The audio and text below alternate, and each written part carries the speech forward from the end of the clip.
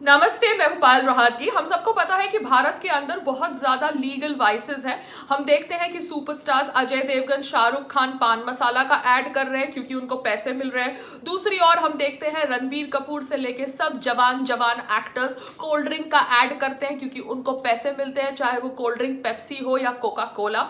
तो यहाँ पर भारत के अंदर लीगल वाइसेस को सुपरस्टार्स बेचते हैं पैसों के लिए, मगर हमें लीगल वाइसेस के खिलाफ भी आवाज उठानी चाहिए and that is what a responsible Indian citizen should do.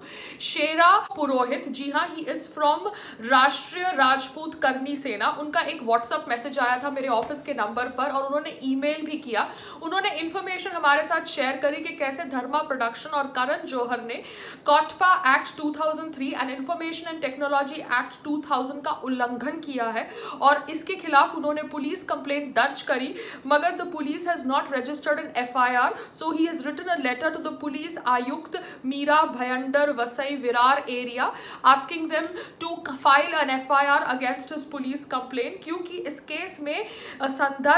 Case के संदर्भ में नेशनल टोबैको कंट्रोल प्रोग्राम ने under secretary health ministry government of India Delhi के संज्ञान पर भी जांच करी है एंड उन्होंने पाया है कि धर्मा प्रोडक्शंस ने कोटपा एक्ट 2003 के सेक्शन 5 का उल्लंघन किया है।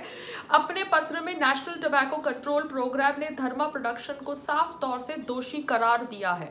तो ये सब फैक्ट्स होने के बावजूद भी महाराष्ट्र पुलिस ने कोई जो कंप्लेन दर्ज करी गई है against Dharma productions and Karan जौहर उसको कंसिडरेशन में नहीं लिया, उसकी एफआईआर दर्ज नहीं करी। They have given jurisdiction reason that Dharma Production is in Andheri and Shero Purohit has filed his complaint in Bhayandar.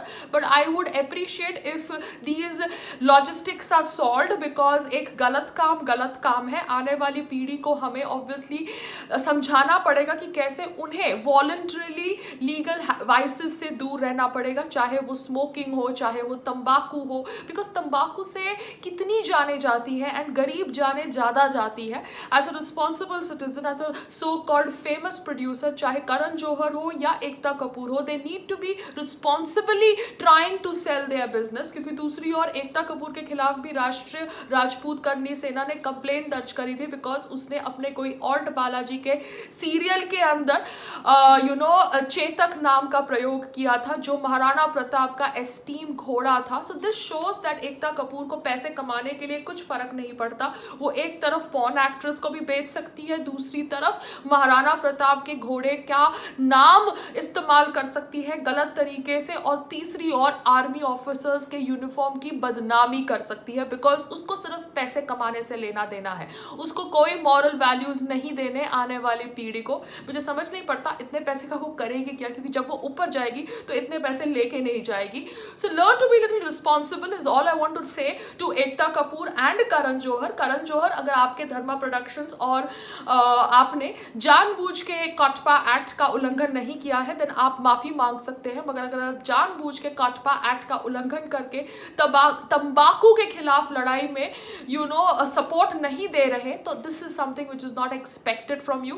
खुद शायद आप इन सब चीजों का सेवन नहीं करते, मगर आपकी पार्टीज के अंदर सब प्रकार के लीगल और इलीगल वाइसेस का सेवन होता है और अब आप इस तरह से धर्मा प्रोडक्शंस का इस्तेमाल करें to kind of sell tobacco, then it is something which is very disappointing, shameful and irresponsible. I hope better sense prevails in both Ekta Kapoor and Karan Johar and they become responsible Indian citizens apart from being successful producers.